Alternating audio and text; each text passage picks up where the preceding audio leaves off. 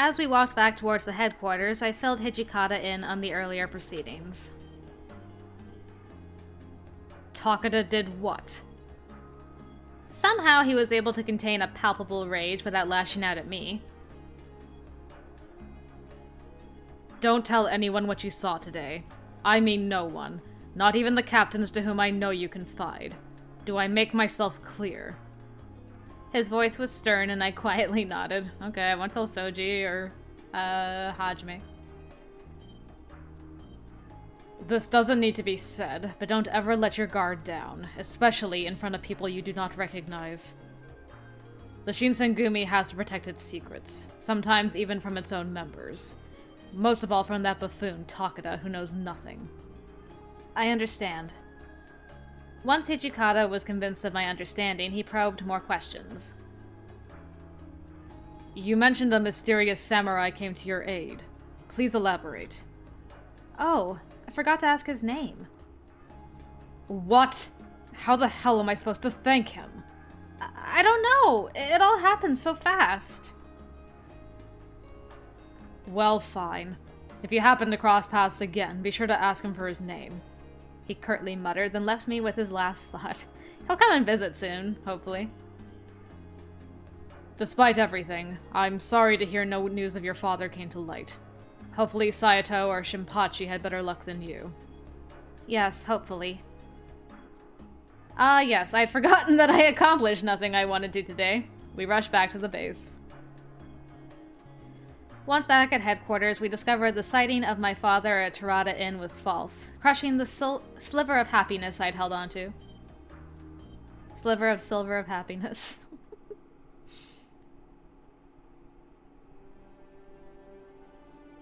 Hey, we're already to chapter 2! Already? Ah. Soji.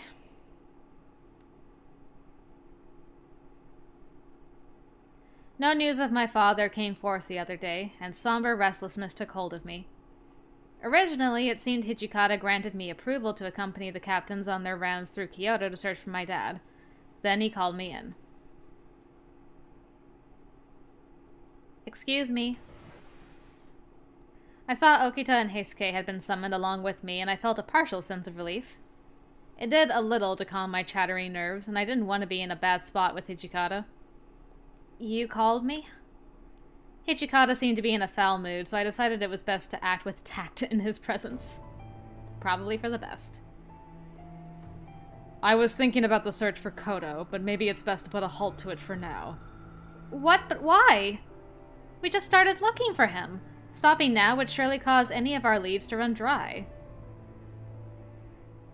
His words stunned me. How could he back out on this? Hijikata remained deeply composed.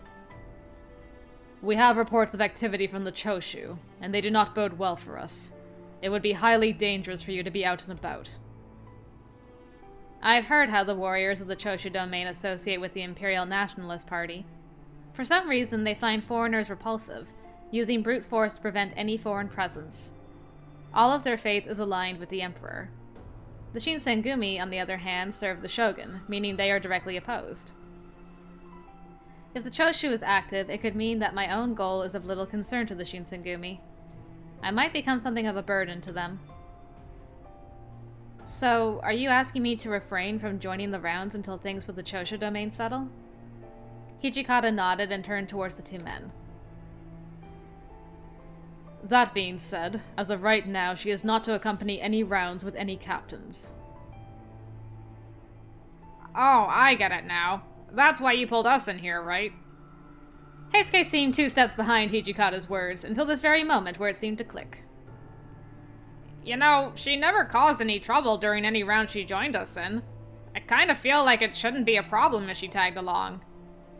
Yeah, even if something were to happen, as long as she doesn't get involved, it should be fine. I mean, it's not like she can run away from us if things get sticky, right? I won't run. I knew he wasn't being serious, but I couldn't stand to keep my mouth shut. I made up my mind the minute the men of the Shinsengumi agreed to help me find my father. I made a vow to never run from the Shinsengumi for as long as they helped me find my father. My desire to find my father showed no signs of slowing, even since I first arrived in Kyoto. I will keep my vow. So please, please allow me to continue looking for my father. I bowed to Okita, keeping my eyes locked with his. His smirk, however, shrunk slowly as he gazed towards me, caught in between words to say. If you stay with us, you're putting yourself at risk. If you want that risk, feel free to join us. I mean, we have witness reports that fit the profile and description of Kyoto. You may have a point, but are witness reports enough justification to put her in harm's way? What if you're wrong? What if she's exposed? Do none of you understand? You're placing an unnecessary burden on yourselves. I promise I won't cause any trouble. Please! If I lose the opportunity to search for my father, then the chances of finding him will sink. I lied prostrate before him, and Hijikata simply sighed heavily. You'd better follow the orders of every captain you join. No ifs, ands, or buts. Am I clear? Yes, of course. Thank you so much. I didn't know how else to show my gratitude, so I bowed deeply again. I'm leaving it to your discretion over whether or not you're going to join them. That's on you. All right. I had to make sure this was the best decision. There was something in his demeanor that made me unsure of my desire to leave the compound. Still, if I was with Okita or Heisuke, I'm sure I'd be safe and well protected. On the other hand, my presence could be an undue burden to them. What was I to do? I mean, Hijikata doesn't want us to leave, right? So we should stay. I'm just gonna take a sip of water. Throat's sore today. That's not good. Yeah, I'm gonna stay. Even after I begged so profusely. After contemplating, I decided to stay in. I couldn't convince myself that I wouldn't be a burden to them during dangerous situations. Ugh. Still, it was disheartening to think about. Another dull day spent inside. Throughout the past 6 months, I was allowed to finally search for my father on the rounds, and I felt like a part of the house by contributing. Even though sometimes I was occupied with cleaning or cooking, it seemed like I was serving my part to the Shinsengumi in a meaningful way. I spent most of my time with the captains, but there were many opportunities to chat with the warriors and come to know them as real people. Maybe they were starting to think of me as a warrior in training rather than Hijikata's page. These worrying thoughts made me so anxious I was turning numb. The idea that I had become so dependent on the Shinsengumi at this moment. What should I do today? I was resigned to the consequences of my decision, something that felt like I was wasting away the tender moments of my life in these headquarters. I was, in short, with nothing to do. All right. I decided to enter the inner courtyard, where maybe I could feel a pleasant breeze tingle my face in the shade. The quaintness may calm me down. Ah, such quaint breeze. Damn it. Damn frogs. Or birds, or whatever they are. Alas, no winds blew through the courtyard today. No reprieve from the harsh sun bearing down upon this dry emptiness. So poetic. I had a feeling it was going to be a bad day. Shade was the best I could hope for, it seemed. I sat in whatever shade I could find. Something occurred to me as the sun roasted Kyoto. Oh, right. My father's been here, hasn't he? They'd mentioned it, but they hadn't told me why. Was he tending to the injured, or perhaps educating the Shinsengumi on how to avoid illness? Maybe he'd intended to stay here long term. My father never mentioned to have been with the Shinsengumi. He'd visited only a few times, or so I'd been told. If he'd really been their doctor, then he would have visited far more often. Which left me with the question. Why? It was extremely clear to me that the Shinsengumi had plenty of secrets, but I grew suspicious that these secrets deeply implicated my father as well. No, that can't be right, can it? I shook my head again, trying my best to dispel the dark thoughts taking shape. What can't be right? Oh, Sanon! I wasn't expecting it to be you. Ah! I spun around to find that Sanon had walked behind me, utterly undetected and unannounced. It's not even a fury yet. Oh, Sanon! Is it alright for you to be walking around? Please, I'm no bedridden invalid. There is nothing wrong with me. There was a hint of coldness to his voice. Although my left hand is something of an invalid. I couldn't bear to look at the sad, twisted smile he gave me. His arm hadn't healed, and it seemed certain now that it never would. The rest of the captains seemed sure that he would never be able to use his arm as he'd done before. And what are you doing? Are you allowed out of your room? You haven't been given the run of our headquarters, I'm sure. Yes, I know. I'm sorry. They usually let me walk around as I pleased, so long as I didn't go into anyone's room, but I knew that technically I was confined to my room. Any freedom given to me was simply a courtesy. In other words, Sanan was right. If he decided to chastise me for being in the courtyard, I had no reasonable response. There were some things I wanted to think about. I hoped the courtyard would be breezy. The moment the words were out of my mouth, I realized they sounded far more like childish excuses than a valid explanation. When you sneak about without permission, it makes it seem as if you have something to hide. I'm sorry. Still, I was beginning to grow accustomed to the subtle cruelty that seemed to accompany each word from Sanon's mouth. All right, I'm going back to my room then. I turned and began to walk away. Sanon's unpleasantness had started after he was wounded during his trip to Osaka. He spent most of his time locked in his room now, and he was quick to lash out on others in response. I knew the loss of his arm hurt him, more than I could understand, but I wished he could go back to being the warm, kind man he was originally. One day we'll fix him. I turned around to see him still standing there. It's really hot out today. You should try and stay out of the sun. Please, take care of yourself. I gave him a nervous little laugh, and he responded with a chuckle of his own. Wow. His smile didn't look forced. Thank you. Take care of yourself as well. Okay. The Sanan I'd first met was still in there somewhere, in a little nugget in the darkest corner of his heart. My spirits lifted. I ran back to my room. Aw, that was a nice little interaction. A little hint, a little whisper, if you will, of things to come eventually. It was later that evening that the compound exploded with activity. I was walking down the hall when I heard footsteps and turned to see Nagakura coming toward me. Nagakura? What's that for? He glanced down almost absently at his hands, holding a candle and an exceptionally long needle. One of the Choshu guys we picked up isn't talking. Hijikata's gonna talk to him personally, but he said he didn't have the right, tools and sent me to get these. Ah. I don't understand. Look, kid. Ignorance is bliss, alright? Don't think about it too much. He gave another bark of laughter, turned his back on me, and walked off. Well, thanks for trying to protect her, Shinpachi. Huh?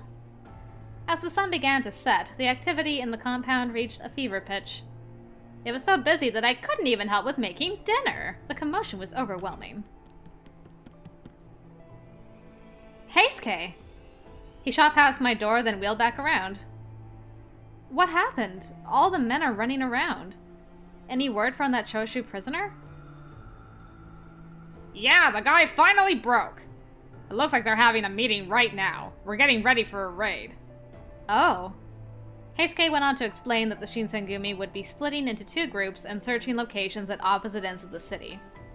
Kondo would take 10 men to the Ikeda Inn, and Hijikata would take 24 to the Shikoku Inn. I heard they might be at Shikoku. Gotta say, I'm kinda pissed that she's sending me to the Ikeda. They'd send more men with Hijikata because they thought he'd be seeing action. Kondo and his men were to make sure they covered all their bases. You mean there aren't even 40 men ready? Yeah, kinda sucks because there's so many men who'd get sick when we need them most. I'd known that the heat in close quarters made some men sick, but I hadn't known it was so many. That's because they're all filthy. Huh. We sent word to the Aizu and the Judiciary Commissioner, but looks like they don't care. Sounds like you've got your work cut out for you. Unfortunately, there wasn't much I could offer him apart from sympathy. I had a feeling it was going to be a difficult night. This is interesting how much differently this part is playing out. After all the men capable of fighting had left for their respective assignments, Sanan called for me. I'm sure it was only out of courtesy, but the chief has asked me to protect the compound. Sanan's passive-aggressive attitude reared its head. It's mostly empty, of course, but someone may try to attack us for that very reason. I must ask you to stay where I can see you. I may need to give you orders should the worst occur. Okay. I hesitated a moment, then spoke. Does that mean you'll protect me? I wasn't sure why, but he laughed at that. Well, I should hope I'll be more use than the men who've been confined to their beds, at least. Was I supposed to be happy? His smile was so sad, I wasn't sure what to say. It seemed to hurt him most when the other men were out fighting and all he could do was wait. The silence between us stretched out until the door to our room suddenly opened without a sound. Wow, okay. I forgot that you had this outfit. I think I saw you with the scarf around your face last time, but man, that is a nice outfit. Colonel Sanan, we've confirmed that the Choshu are meeting at Ikeda. The Ikeda Inn? Oh dear. That's less than desirable. The Shinsengumi has never been good with chance. His tone was light, but his face was serious, and with good reason. They'd been certain Shikoku was the right location, and had sent only half as many men to Ikeda. Yamazaki, can you do me a favor? The man whom he'd called Yamazaki nodded curtly. He is the Shinsengumi officer and spy, as well as a member of the Watch. Despite not living in the Yagi residence, he is aware of my situation. First, go tell Hijikata that the enemy is meeting at Ikeda. He should still be on his way to Shikoku. And I'm sorry to trouble you with it, but I need you to take this child with you as well.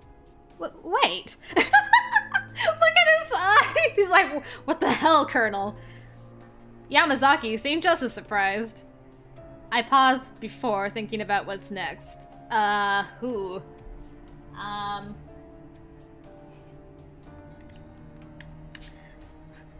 Why me?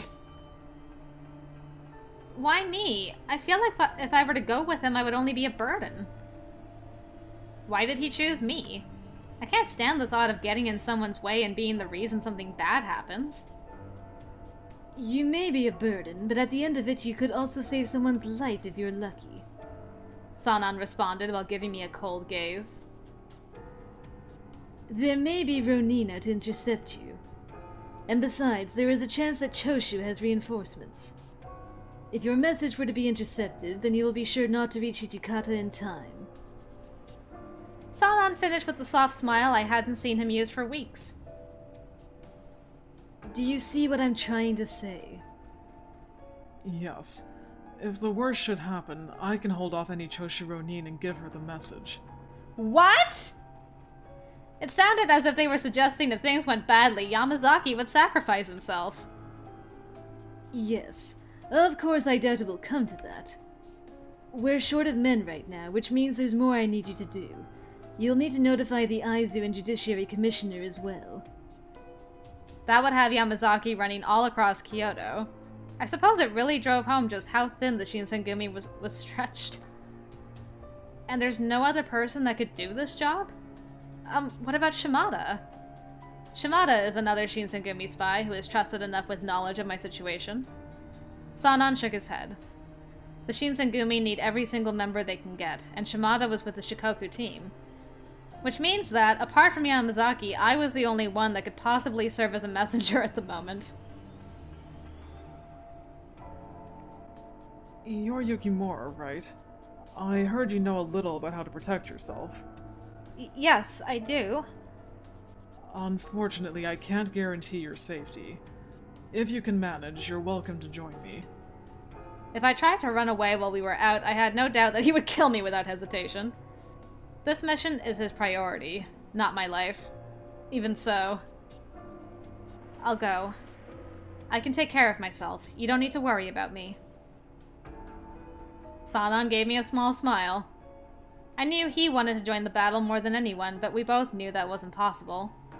The least I could do was carry out my mission. Okay, this is my life now, I guess. Very well. I accept your request, Colonel. He bowed, then as he stepped out of the room, and he turned to me.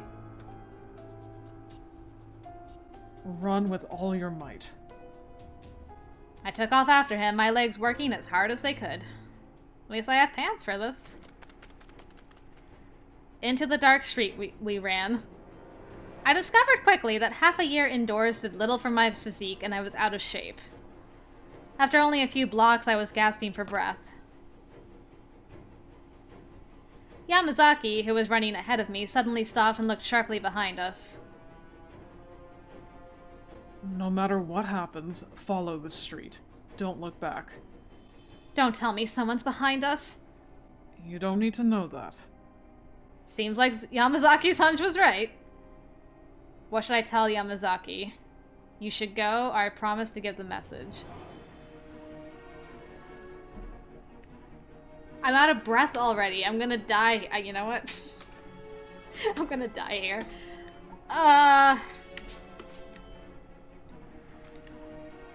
Boop. There we go. You should be the one to go. I'll stay behind. Yamazaki, please, you should go. Don't be a fool. What could you possibly do by staying behind? If I distract the enemies, then you could go in the meantime. If we'll need a lure, then it's going to be me. Run for it! Yamazaki wasn't looking to take no for an answer, so I nodded in good faith. I looked to what lay ahead for me. Okay, man. If you believe, I'll try to believe too. What? As I stepped into the next intersection, I saw a flash of metal from the corner of my eye. Ooh. Keep going. I'll catch up in a moment. Just keep running until you see a white uniform. Right! I kept running. I pretended I didn't hear the sounds of swords ringing against one another behind me and ran. My knees felt weak and my legs shook, but I kept going. They'd have to collapse or tear themselves to pieces before I'd stop. Go, girl. Even so, I felt so slow. I wanted to cry out, to scream at my body to go faster. Faster! Ah! A bright light suddenly cut through the darkness, and I placed my hand over my eyes from the glare. My heart stopped. Was it Choshu's soldiers? I froze. What the hell are you doing? Yay!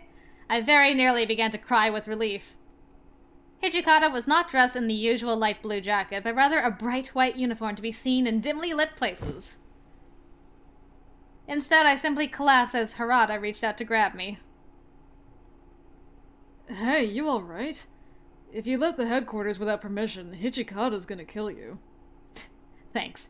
I grabbed hold of Harada's hand and pulled my body to its feet. I wanted to tell him I had permission to leave and explain it was alright for me to be there, but I was so winded that I could barely speak. Besides, I wasn't sent to Hijikata to make excuses. I took as deep of a breath as my shuttered lungs could manage before speaking.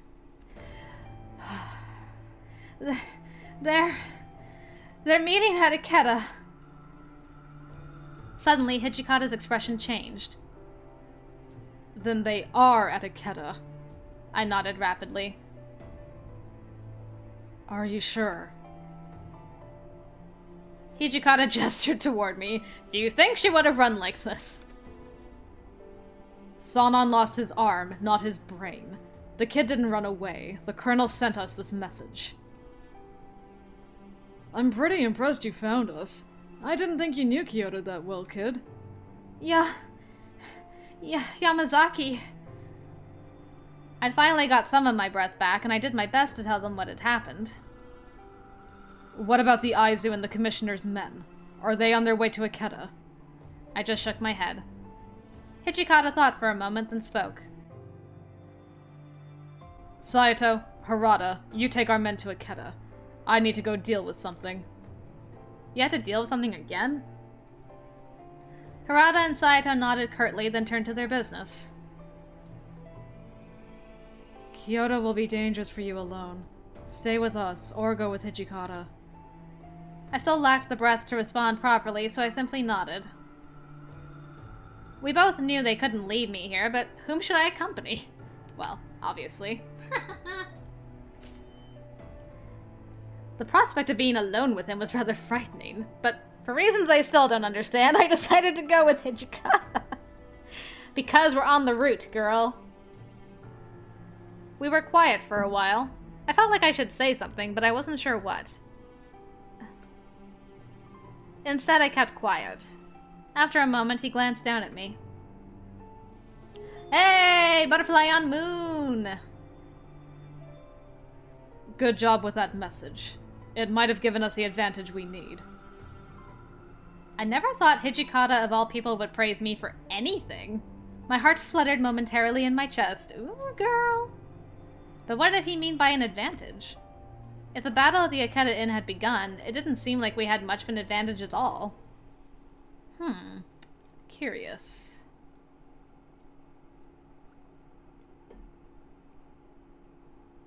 We stepped from the alley into the central avenue. Hijikata, why are we out here on the street? What kind of man tries to hide all the time? I blinked, not sure what to make of that.